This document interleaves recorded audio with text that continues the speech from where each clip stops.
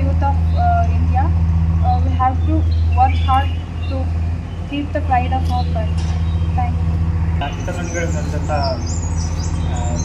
ಸನ್ಮಾನ್ಯ ನ್ಯಾಯಾಧೀಶರಿಗೆ ವಂದನೆಗಳು. ರವಿನಾಯಕ್ ಹೆಸರಾದರು 2 ಹಿತನುಡಿಗಳಿವೆ. ಎಲ್ರಿಗೂ ನಮಸ್ಕಾರ. 77ನೇ ಗಣರಾಜ್ಯೋತ್ಸವ ಶುಭಾಶಯಗಳು.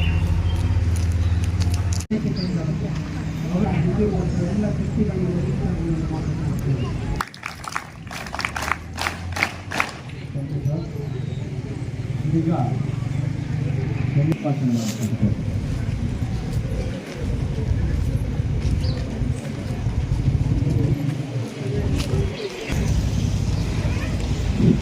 ಬೇಡ ಬನ್ನಿ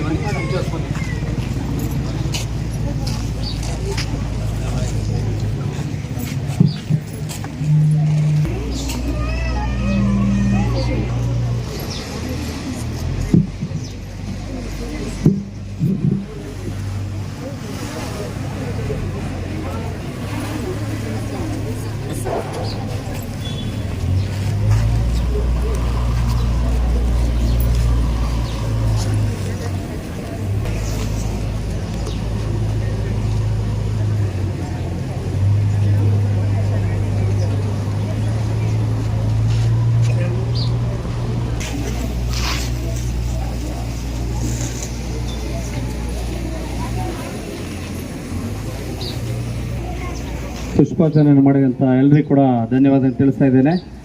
ವಿದ್ಯಾರ್ಥಿಗಳೇ, 77 ವರ್ಷ ಆಯಿತು. ಅನೇಕ ವೀರರು ಹೋರಾಟದ ಫಲವಾಗಿ ಸ್ವಾತಂತ್ರ್ಯ ಬಂತು. ವಿಶೇಷವಾಗಿ ಈ ದಿನ ಇನ್ನೊಬ್ಬರು ಸರ್ದಾರ್ ವಲ್ಲಭಾಯ್ ಪಟೇಲ್. ಗಣರಾಜ್ಯ ಅಂದರೆ ಎಲ್ಲರನ್ನೂ ವಿವಿಧ ಪ್ರಾಂತ್ಯಗಳಿಂದ ಹಂಚಿ ಹೋಗಿದಂಥ ದೇಶ, ವಿವಿಧ ಭಾಷೆಗಳು, ವಿವಿಧತೆಯಲ್ಲಿ ಏಕತೆಯನ್ನು ಹೊಂದಿರುವಂಥ ದೇಶ. ಆ ಕೆಲಸವನ್ನು ಸರ್ದಾರ್ ವಲ್ಲಭಾಯ್ ಪಟೇಲ್ ಮಾಡ್ತಾರೆ. ಭಾರತಕ್ಕೆ ಅಗತ್ಯವಾದಂಥ ಒಂದು ಸಂವಿಧಾನವನ್ನು ಒಟ್ಟಲ್ಲಿ ಎಲ್ಲ ಬೋಲೋ ಅಂಬೇಡ್ಕರ್ ಕಿ, ಮಹಾತ್ಮ ಗಾಂಧಿ ಕಿ. ವಿದ್ಯಾರ್ಥಿಗಳೇ, ಈ ಕಾರ್ಯಕ್ರಮಕ್ಕೆ ಆಗಮಿಸಿದಂಥ ನಮ್ಮ ಪ್ರಾಂಶುಪಾಲರಿಗೂ, ಉಪಪ್ರಾಂಶುಪಾಲರಿಗೂ, STMC ಸದಸ್ಯ, PUC ವಿಭಾಗ, ಪ್ರಾಥಮಿಕ ವಿಭಾಗದ ಎಲ್ಲ ಮುಖ್ಯ ಶಿಕ್ಷಕರಿಗೂ, ಸಹ ಶಿಕ್ಷಕರಿಗೂ, ಊರಿನ ಎಲ್ಲ ಗಣ್ಯರಿಗೂ, ಎಲ್ಲ ವಿದ್ಯಾರ್ಥಿಗಳಿಗೂ ಕೂಡ ಏಕಕಾಲದಲ್ಲಿ ಧನ್ಯವಾದವನ್ನು ತಿಳಿಸ್ತಾ ನಮ್ಮ ಶಾಲಾ ಕಾರ್ಯಕ್ರಮವನ್ನು ಮುಗಿಸ್ತಾ ಇದ್ದೇವೆ. Thank you.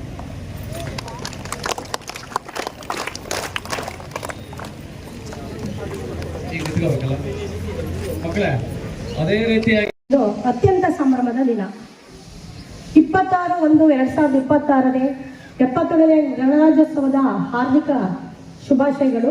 ಶ್ರೀ ಕಳಶೇಶ್ವರ ಸ್ವಾಮಿ ಹಾಗೂ ಮಾತಾ ಶ್ರೀ ಅನ್ನಪೂರ್ಣೇಶ್ವರಿ ಪಾದಾರವಿಂದಗಳಿಗೆ ವಂದಿಸುತ್ತಾ ಈ ಕಾರ್ಯಕ್ರಮಕ್ಕೆ ಆಗಮಿಸಿರುವಂತಹ ಕಳಸಾ ತಾಲೂಕಿನ ಎಲ್ಲ ಗ್ರಾಮ ಪಂಚಾಯತಿ ಅಧ್ಯಕ್ಷರು, ಉಪಾಧ್ಯಕ್ಷರು, ಸದಸ್ಯರುಗಳು, ವಿವಿಧ ಸಂಘಟನೆಗಳ ಹಾಗೂ ಎಲ್ಲ ಸಂಘ ಸಂಸ್ಥೆಗಳ ಅಧ್ಯಕ್ಷರು ಮತ್ತು ಪದಾಧಿಕಾರಿಗಳು, ಪತ್ರಿಕಾ ಪ್ರತಿನಿಧಿಗಳು, ಸಾರ್ವಜನಿಕರು, ಎಲ್ಲ ಇಲಾಖೆಯ ಅಧಿಕಾರಿಗಳು ಮತ್ತು ನೌಕರರು, ಸರ್ವ ಪಕ್ಷಗಳ ಮುಖಂಡರುಗಳು ಹಾಗೂ ಕಾರ್ಯಕರ್ತರು, ಶಿಕ್ಷಕರು, ವಿದ್ಯಾರ್ಥಿಗಳು ಮತ್ತು ಪೋಷಕರು ಹಾಗೂ ಸಾರ್ವಜನಿಕ ಬಂಧುಗಳು, ತಮ್ಮೆಲ್ಲರಿಗೂ ಕೂಡ ಸ್ವಾಗತವನ್ನು ಬಯಸ್ತಾ ಇದ್ದೇನೆ. ಭಾರತವು 1947 ಆಗಸ್ಟ್ 15ರಂದು ಸ್ವತಂತ್ರ ಪಡೆದರೂ ನಮ್ಮ ಸಂವಿಧಾನ ಜಾರಿಗೆ ಬಂದಿದ್ದು 1950 ಜನವರಿ 26ರಂದು. ಆ ದಿನದಿಂದ ನಮ್ಮ ಭಾರತವು ಅಧಿಕೃತವಾಗಿ ಸಾರ್ವಭೌಮ, ಸಮಾಜವಾದಿ, ಧರ್ಮನಿರಪೇಕ್ಷ, ಪ್ರಜಾಸತ್ತಾತ್ಮಕ ಗಣರಾಜ್ಯವಾಯಿತು. ಗಣರಾಜ್ಯ ಎಂದರೆ ದೇಶದ ಆಡಳಿತಾತ್ಮಕ ಶಕ್ತಿ ರಾಜ್ಯದಲ್ಲಿ ಇರುವುದಿಲ್ಲ, ಅದು ಜನರಲ್ಲಿರುತ್ತದೆ ಎಂಬ ಅರ್ಥ. ಈ ಕಾರಣದಿಂದಲೇ ಗಣರಾಜ್ಯೋತ್ಸವವು ಭಾರತದ ಪ್ರಜಾಸತ್ತಾತ್ಮಕ ವ್ಯವಸ್ಥೆಯ ಹೃದಯವಾಗಿದೆ. ಜನವರಿ 26ನೇ ದಿನದ ಐತಿಹಾಸಿಕ ಹಿನ್ನೆಲೆ. 1930 ಜನವರಿ 26ರಂದು ಭಾರತೀಯ ರಾಷ್ಟ್ರೀಯ ಕಾಂಗ್ರೆಸ್ ಪೂರ್ಣ ಸ್ವರಾಜ್ಯ ಘೋಷಣೆ ಮಾಡಿತು. ಈ ದಿನವೇ ಬ್ರಿಟಿಷ್ ಆಡಳಿತದಿಂದ ಸಂಪೂರ್ಣ ಸ್ವಾತಂತ್ರ್ಯ ಪಡೆಯುವ ನಿರ್ಧಾರವನ್ನು ರಾಷ್ಟ್ರದ ಮುಂದೆ ಘೋಷಿಸಲಾಯಿತು. ಆ ಐತಿಹಾಸಿಕ ಹೋರಾಟಕ್ಕೆ ಗೌರವ ಸೂಚಿಸುವುದಕ್ಕಾಗಿಯೂ ಹಾಗೂ ಸಂವಿಧಾನ ಜಾರಿಗೆ ಬಂದ ದಿನವಾಗಿಯೂ ಜನವರಿ 26 ಆಯ್ಕೆಯಾಯಿತು. ಹೀಗಾಗಿ ಜನವರಿ 26 ಸ್ವಾತಂತ್ರ್ಯ ಹೋರಾಟಗಾರ ಮತ್ತು ಸಂವಿಧಾನ ಸಾಧನೆ ಸಂಕೇತವಾಗಿದೆ. ಭಾರತೀಯ ಸಂವಿಧಾನದ ಶಿಲ್ಪಿ ಎಂದೇ ಖ್ಯಾತರಾದ ಡಾಕ್ಟರ್ BR ಅಂಬೇಡ್ಕರ್ ಅವರ ಪಾತ್ರ ಅನನ್ಯ. ಅವರು ಸಂವಿಧಾನ ಕರಡು ಸಮಿತಿಯ ಅಧ್ಯಕ್ಷರಾಗಿದ್ದು ಸಮಾನತೆ, ಸ್ವಾತಂತ್ರ್ಯ ಮತ್ತು ನ್ಯಾಯದ ತತ್ವಗಳನ್ನು ಸಂವಿಧಾನದಲ್ಲಿ ಅಳವಡಿಸಿದರು.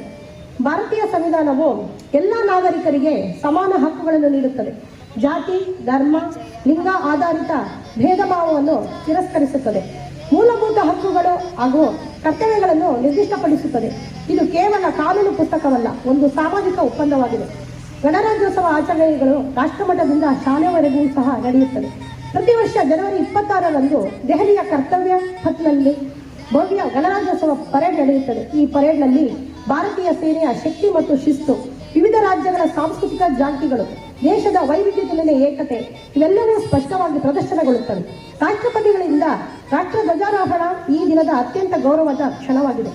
ಒಂದು ಉತ್ತಮ ಗಣರಾಜ್ಯೋತ್ಸವ ಭಾಷಣವು ಸಂವಿಧಾನ ಮೌಲ್ಯಗಳನ್ನು ನೆನಪಿಸುತ್ತದೆ, ನಾಗರಿಕ ಕರ್ತವ್ಯಗಳ ಬಗ್ಗೆ ಅರಿವು ಮೂಡಿಸುತ್ತದೆ, ಯುವಜನತೆಗೆ ಪ್ರೇರಣೆಯಾಗಿ ಕಾರ್ಯನಿರ್ವಹಿಸುತ್ತದೆ. ದೇಶಭಕ್ತಿ ಅಂದರೆ ಘೋಷಣೆಗಳಲ್ಲ, ಹೊಣೆಗಾರಿಕೆಯಲ್ಲಿದೆ. ಗಣರಾಜ್ಯೋತ್ಸವ ಮಹತ್ವ ಪ್ರಬಂಧ ಕನ್ನಡ ಏಕೆ ಅಗತ್ಯ? ವಿದ್ಯಾರ್ಥಿಗಳಿಗೆ ಗಣರಾಜ್ಯೋತ್ಸವ ಮಹತ್ವ ಪ್ರಬಂಧ ಕನ್ನಡ ಬರೆಯುವುದು ಪಠ್ಯಕ್ರಮದ ಭಾಗ ಮಾತ್ರವಲ್ಲ, ಅದು ಚಿಂತನೆಯ ಅಭ್ಯಾಸವೂ ಹೌದು. ಗಣರಾಜ್ಯೋತ್ಸವವು ನಮಗೆ ಹಕ್ಕುಗಳ ಜೊತೆಗೆ ಕರ್ತವ್ಯಗಳೂ ಇವೆ ಎಂಬ ಸತ್ಯವನ್ನು ನೆನಪಿಸುತ್ತದೆ. ಸ್ವಾತಂತ್ರ್ಯವನ್ನು ಉಳಿಸಿಕೊಳ್ಳಲು ಶಿಸ್ತು, ಜವಾಬ್ದಾರಿ ಮತ್ತು ಸಂವಿಧಾನದ ಗೌರವ ಅಗತ್ಯ. ನಾವು ಪ್ರತಿದಿನ ಉತ್ತಮ ನಾಗರಿಕರಾಗಲು ಪ್ರಯತ್ನಿಸಿದಾಗ ಮಾತ್ರ ಗಣರಾಜ್ಯೋತ್ಸವದ ಆಚರಣೆ ಅರ್ಥಪೂರ್ಣವಾಗುತ್ತದೆ. ಜನವರಿ 26ರಂದು ಮಾತ್ರವಲ್ಲ, ಪ್ರತಿದಿನವೂ ಸಂವಿಧಾನದ ಮೌಲ್ಯಗಳನ್ನು ಪಾಲಿಸಿದಾಗ ಭಾರತ ನಿಜವಾದ ಅರ್ಥದಲ್ಲಿ ಬಲಿಷ್ಠ ಗಣರಾಜ್ಯವಾಗುತ್ತದೆ. ಇಂದು ನಾವು ಸುಂದರವಾದ ನಾಡಲ್ಲಿ ಬದುಕುತ್ತಿದ್ದೇವೆ ಎಂದರೆ ಇದರ ಹಿಂದೆ ಹುತಾತ್ಮರಾಗಿರುವ ಮಹಾನ್ ನಾಯಕರ ಶ್ರಮವಿದೆ.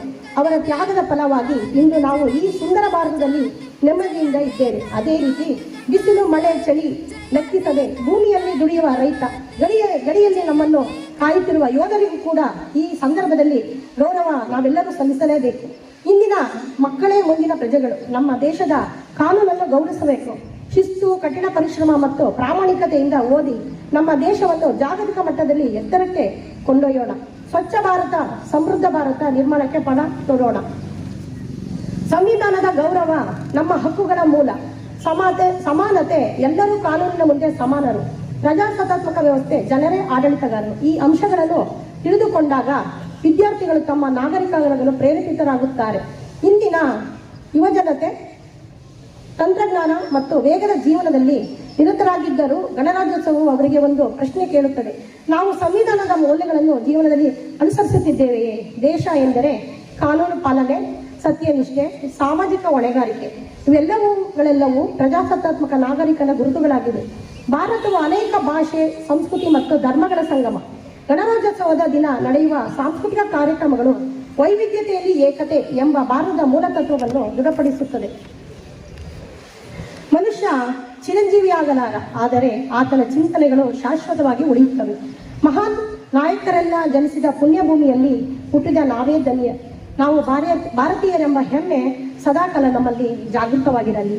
ತಮ್ಮೆಲ್ಲರಿಗೂ ಕೂಡ ಧನ್ಯವಾದಗಳನ್ನು ಅರ್ಪಿಸುತ್ತಾ ಜೈ ಭಾರತ್ ತಂದೆ. ರಾಷ್ಟ್ರೀಯ ಹಬ್ಬಗಳ ಆಚರಣಾ ಸಮಿತಿ ಮತ್ತು ವಿವಿಧ ಸಂಘ ಸಂಸ್ಥೆ ಅತ್ಯಂತ ಸಂಭ್ರಮದಿಂದ ಆಚರಿಸ್ತಾ ಇದ್ದೇವೆ.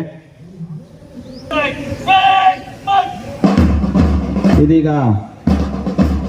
ಪೊಲೀಸ್ ತಂಡದ ನೇತೃತ್ವದಲ್ಲಿ ವಿವಿಧ ಶಾಲಾ ತಂಡಗಳ ನಾಯಕರ ನೇತೃತ್ವದಲ್ಲಿ ಕವಾಯತು ಗಣ್ಯಮಾನ್ಯರೊಂದಿಗೆ ಅವರ ಗೌರವ ಸಲ್ಲಿಕೆಗೆ ಪ್ರಾರಂಭವಾಗ್ತಾ ಇದೆ. ನಮ್ಮ ಭಾರತ, ನಮ್ಮ ಹೆಮ್ಮೆ, ವಿವಿಧತೆಯಲ್ಲಿ ಏಕತೆ, ಭಾರತದ ಹೆಮ್ಮೆ. ಕಳಸ ಠಾಣಾಧಿಕಾರಿಗಳಾದ ಶ್ರೀಯುತ ಚಂದ್ರಶೇಖರ್ ಅವರ ಮುಂದಾಳತ್ವದಲ್ಲಿ ಕಳಸ ಠಾಣೆಯ ತಂಡದ ಮುಖ್ಯ ನೇತೃತ್ವ ವಹಿಸಿರುವ ರಾಜೇಂದ್ರ ಸರ್ ಅವರ ನೇತೃತ್ವದಲ್ಲಿ ಈ ಕವಾಯತು ಮಾನ್ಯರಲ್ಲಿ ಗೌರವ ಸಮರ್ಪಣೆ ಮಾಡ್ತಾ ಇದೆ. ಅದೇ ರೀತಿ JM ಶಾಲೆಯ ರಾಹುಲ್ ಕೆ ಅವರ ನೇತೃತ್ವದಲ್ಲಿ ಮಾನ್ಯ ತಹಶೀಲ್ದಾರ್ ಹಾಗೂ ಗಣ್ಯರಿಗೆ ಅವರ ಒಂದು ಗೌರವವನ್ನು ಸಲ್ಲಿಕೆಯನ್ನು ಮಾಡ್ತಾ ಇದ್ದಾರೆ. ಹಾಗೆ KP ಶಾಲೆ ಪ್ರೀತಿ ಅವರ ನೇತೃತ್ವದಲ್ಲಿ ಗೌರವ ಸಲ್ಲಿಕೆ ಆಗ್ತಾ ಇದೆ. ಹಾಗೆ KP ಶಾಲೆ ಬಾಲಕರ ತಂಡದ ನವನೀತ್ಲಿ ಈ ಒಂದು ಕವಾಯತು ಪ್ರದರ್ಶನ. ಹಾಗೆ ಮುಂದಿನ ತಂಡ ಪ್ರಬೋಧಿನಿ ಶಾಲೆಯ ಅನ್ವಿತ್ ಅವರ ನೇತೃತ್ವದಲ್ಲಿ ಗಣ್ಯರಿಗೆ ಗೌರವ ಸಲ್ಲಿಕೆಯೊಂದಿಗೆ ಕವಾಯತು ಪ್ರದರ್ಶನ ಅತ್ಯಂತ ಸುಂದರವಾಗಿ ಮೂಡಿ ಬರ್ತಾ ಇದೆ. ಹಾಗೆಯೇ ಪ್ರಥಮ ದರ್ಜೆ ಕಾಲೇಜಿನ ಚೈತ್ರ ಅವರ ನೇತೃತ್ವದಲ್ಲಿ ಗೈಡ್ ಅವರ ತಂಡ ಮುಂಚೂಣಿಯಲ್ಲಿ ಗೌರವ ಸಲ್ಲಿಕೆಯನ್ನು ಮಾಡ್ತಾ ಇದೆ. ಹಾಗೆ ಪ್ರಥಮ ದರ್ಜೆ ಕಾಲೇಜಿನ ಬಾಲಕರ ವಿಭಾಗದಿಂದ ಆಕಾಶ್ ಅವರ ನೇತೃತ್ವದಲ್ಲಿ ತುಂಬಾ ಅದ್ಭುತವಾಗಿ ಕವಾಯತು ಪ್ರದರ್ಶನ ನಡೀತಾ ಇದೆ. ಅಂಬೇಡ್ಕರ್ ವಸತಿ ಶಾಲೆಯ ತರುಣ್ ಕೆ ಅವರ ನೇತೃತ್ವದಲ್ಲಿ ಕವಾಯತು ಪ್ರದರ್ಶನ ಅತ್ಯಂತ ಸುಂದರವಾಗಿ ಮೂಡಿ ಬರ್ತಾ ಇದೆ. ಅಧಿಕಾರಿಗಳಾದ ಚಂದ್ರಶೇಖರ್ ಸರ್ ಅವರ ನೇತೃತ್ವದಲ್ಲಿ ಕವಾಯತು ಕಳೆದ 3-4 ದಿನದಿಂದ ಅತ್ಯಂತ ವ್ಯವಸ್ಥಿತವಾಗಿ ತರಬೇತಿ ಪಡೆದು ವ್ಯವಸ್ಥಿತವಾಗಿ ಇಲ್ಲಿ ಸುಂದರವಾಗಿ ಕವಾಯತು ಪ್ರದರ್ಶನ ಹಾಗೂ ಗಣ್ಯರಿಗೆ ಗೌರವ ಸಲ್ಲಿಕೆ ನಡೀತಾ ಇದೆ. ಶ್ರೀಮತಿ ಎಸ್ ಶಾರದಾ ಮಾನ್ಯ ತಹಶೀಲ್ದಾರ್ ಹಾಗೂ ತಾಲೂಕು ದಂಡಾಧಿಕಾರಿ ಆದೇಶವನ್ನು ನೀಡಬೇಕಾಗಿ ಅತ್ಯಂತ ಗೌರವಪೂರ್ವಕವಾಗಿ ಕೇಳ್ಕೊಳ್ತೇನೆ.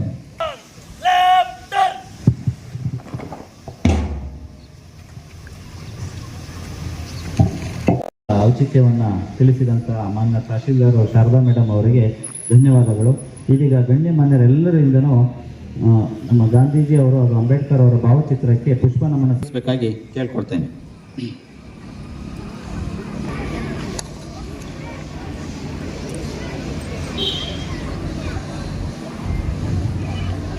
ನಮ್ಮ ಸಂವಿಧಾನ ಜಾರಿಗೆ ಬಂದ ಈ ಸುದಿನದಲ್ಲಿ ನಾವು ಪ್ರಜಾಪ್ರಭುತ್ವ ಎಂದರೆ ಎಲ್ರಿಗೂ ತಿಳಿದಿರುವಂತೆ ಜನರಿಂದ, ಜನರಿಗಾಗಿ, ಜನರಿಂದಲೇ ನಡೆಯುವ ಒಂದು ಸರ್ಕಾರ. ಅಂತಹ ಒಂದು ಸರ್ಕಾರವನ್ನು ರಚನೆಗೆ ಮುನ್ನ ಡಾಕ್ಟರ್ BR ಅಂಬೇಡ್ಕರ್ ಅವರ ನೇತೃತ್ವದಲ್ಲಿ ಸಂವಿಧಾನ ರಚನೆಯಾಗಿ ಜಾರಿಗೆ ಬಂದು ಇಂದಿಗೆ 76 ವರ್ಷ ಕಳೆದು 77ನೇ ಆಚರಣೆಯನ್ನು ಆಚರಿಸ್ತಾ ಇದ್ದೇವೆ. ನಮ್ಮ ಭಾರತ ನಮ್ಮ ಹೆಮ್ಮೆ, ವಿವಿಧತೆಯಲ್ಲಿ ಏಕತೆ ಭಾರತದ ಹೆಮ್ಮೆ, ಸ್ವಾತಂತ್ರ್ಯ ನಮ್ಮ ಹಕ್ಕು, ಭಾರತ ನಮ್ಮ ಶಕ್ತಿ, ಒಂದು ರಾಷ್ಟ್ರ, ಒಂದು ಹೃದಯ, ಒಂದು ಆತ್ಮ. ಒಟ್ಟಾಗಿ ನಿಲ್ಲೋಣ, ನಮ್ಮ ಭಾರತವನ್ನು ಬಲಿಷ್ಠವಾಗಿಸೋಣ.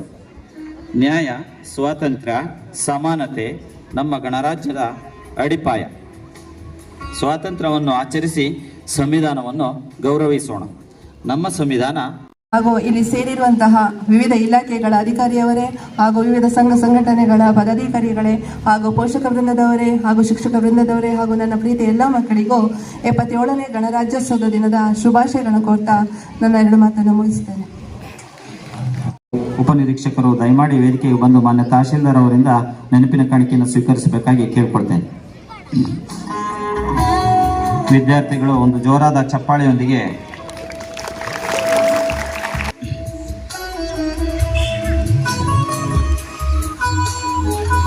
ತುಂಬ ಅಚ್ಚುಕಟ್ಟಾಗಿ ಈ ದಿನದ ಈ ವಿದ್ಯಾರ್ಥಿ ಶಾಲೆಯ ಪರವಾಗಿ ಮಾನ್ಯ ತಹಶೀಲ್ದಾರ್ ಅವರಿಂದ ನೆನಪಿನ ಕಾಣಿಕೆ ಸ್ವೀಕರಿಸಬೇಕು.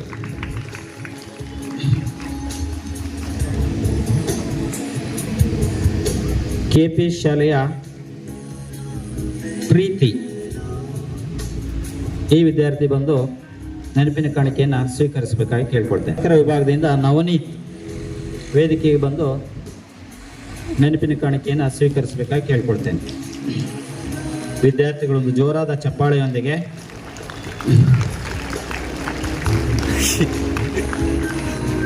ಹಾಗೇನೆ ಪ್ರಬೋಧಿನಿ ಶಾಲೆಯ ಅನ್ವಿತ್ ಈ ವಿದ್ಯಾರ್ಥಿ ವೇದಿಕೆಗೆ ಆಗಮಿಸಿ ಆ ತಂಡದಿಂದ ಸ್ವೀಕರಿಸಬೇಕಾಗಿ ಕೇಳ್ಕೊಳ್ತೇನೆ.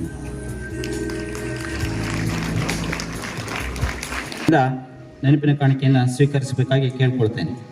ಒಂದು ಜೋರಾದ ಚಪ್ಪಾಳೆಯೊಂದಿಗೆ. ಹಾಗೆಯೇ ಕಳಸ ಪೊಲೀಸ್ ಠಾಣೆಯ ತಂಡದ ನೇತೃತ್ವವನ್ನು ವಹಿಸಿ ಮುಂದಾಳತ್ವವನ್ನು ಬಂದು ಮಾನ್ಯ ತಹಶೀಲ್ದಾರ್ ಅವರಿಂದ ನೆನಪಿನ ಕಾಣಿಕೆಯನ್ನು ಸ್ವೀಕರಿಸಬೇಕಾಗಿ ಕೇಳ್ಕೊಳ್ತೇನೆ.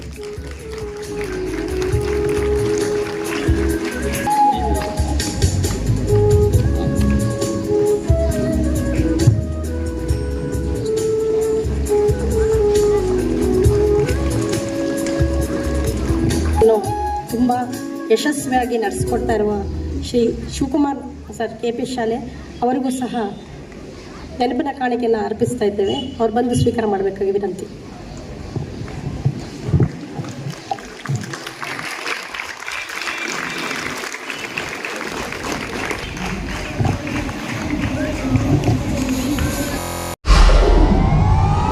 ವಿಡಿಯೋ ನೋಡಿದ್ದಕ್ಕೆ ಧನ್ಯವಾದಗಳು. ಮುಂದಿನ ವಿಡಿಯೋದಲ್ಲಿ ಸಿಗೋಣ. ಕ್ಷಣ ಕ್ಷಣದ ಸುದ್ದಿಗಾಗಿ ವೀಕ್ಷಿಸಿ ನ್ಯೂಸ್ ಕರ್ನಾಟಕ, ಸದಾ ನಿಮ್ಮ ಜೊತೆ.